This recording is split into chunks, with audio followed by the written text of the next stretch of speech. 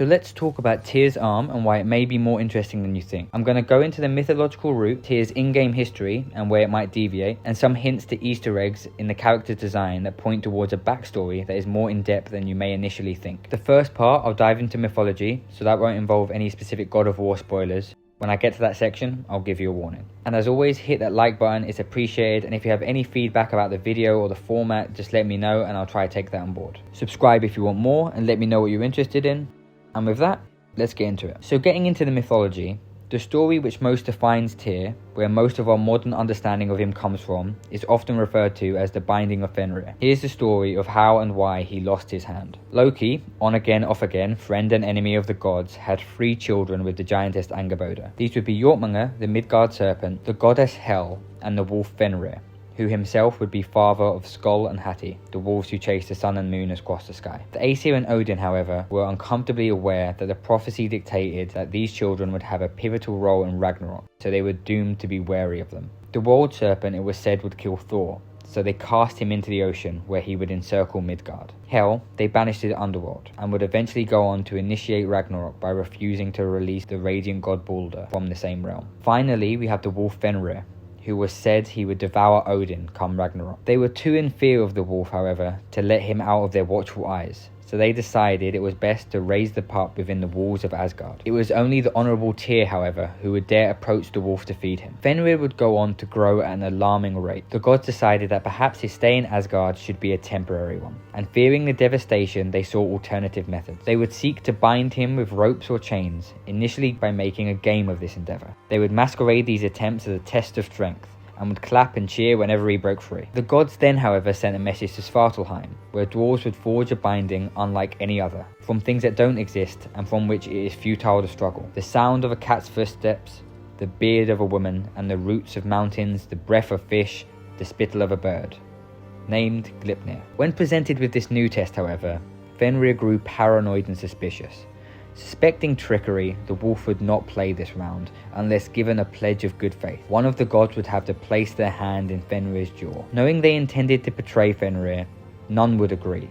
None except Tyr. And sure enough, as the wolf would find itself unable to break these bonds, with one clean bite, Tyr lost his hand. The wolf was moved to a place far away, chained to a rock, and had a sword placed upright within its jaws so that it could never close them, where it would remain until Ragnarok. This tale is the main surviving part that defines Tyr's role among the Norse gods. Norse gods tended to have multiple roles and characteristics and shared them with others. For example, most gods had some element of being a god of war among other things. Tyr is also often described as a patron of justice and law, with his hand being a knowing compensation for an injustice that was considered necessary as the salvation of the gods.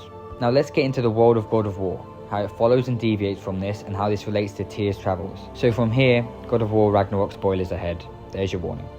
Okay, so in our story, the background of Fenrir is altered. Fenrir isn't a born child of Loki.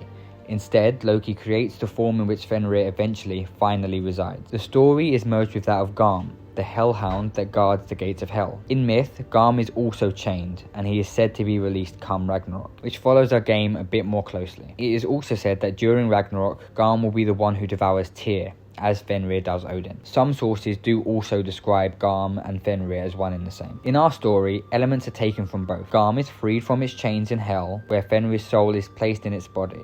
And while Fenrir plays a role in Ragnarok, he does not eat neither Odin nor Tyr. So then the question many asked, if it's so important, why does Tyr still have both hands? Did that change? Not quite, and here's where it gets a bit interesting.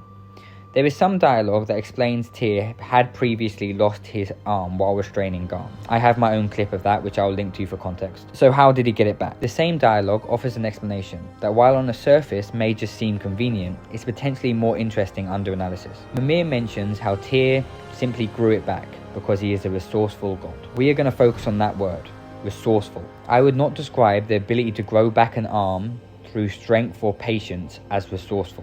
Resourceful for me implies ingenuity and cleverness. And when we take a closer look at Tyr's character model, we can see how this may be a great implication of his history. What initially may have seemed like a convenient hand-waving solution or a foreshadowing nod is more. I know some probably expected the explanation to be linked to the revelation that the Tyr we rescue is an imposter. This wouldn't make much sense, however, as an imposter with an arm that should be missing without explanation wouldn't be a good imposter. At this point, both Mimir and Freya would have been aware that Tyr had regrown his arm. This is further solidified by the fact that when post-Ragnarok we find the real Tyr, his arm remains intact. But if we take a closer look at his arms, which is easier to do now that we have a photo mode, you can see it appears to be tattooed with Egyptian hieroglyphs. We were already aware of Tyr's travels and search for knowledge, and I bring you back to that word: resourceful. Egyptian mythology contains multiple references to dismemberment and regeneration. We've seen how gods can easily recover from serious injury.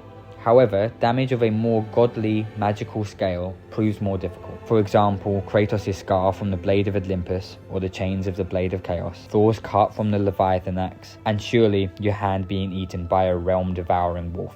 Perhaps, however, Egypt offered a solution. Egyptian myths have multiple references to the continuous death and regeneration of the gods. As an example, when Set would kill Osiris and cut him into pieces, later Osiris' wife Isis would collect these pieces, wrap them, and restore Osiris to life. It is my belief that similar knowledge he had learned from his collaboration with the Egyptians was used to restore his arm. While generally Tyr loses his right hand, and here we see it is Tyr's left arm that is tattooed, this could be a simple adjustment in detail. Or perhaps he did still lose his right arm, and the tattoos were used as a magic to restore his lost arm from the template of his left arm that he still had. As you may notice, Tyr's right arm seems completely devoid of tattoos, which seems a significant outlier when comparing it to the heavily tattooed individuals we see among the other gods in the Norse pantheon. Now, I have other videos where I've looked deeper into the history of the mask, for example, so I hope you enjoyed this. Feel free to check out all of that. I've got more coming in the future. So smash those likes, subscribe for more, and I'll see you around.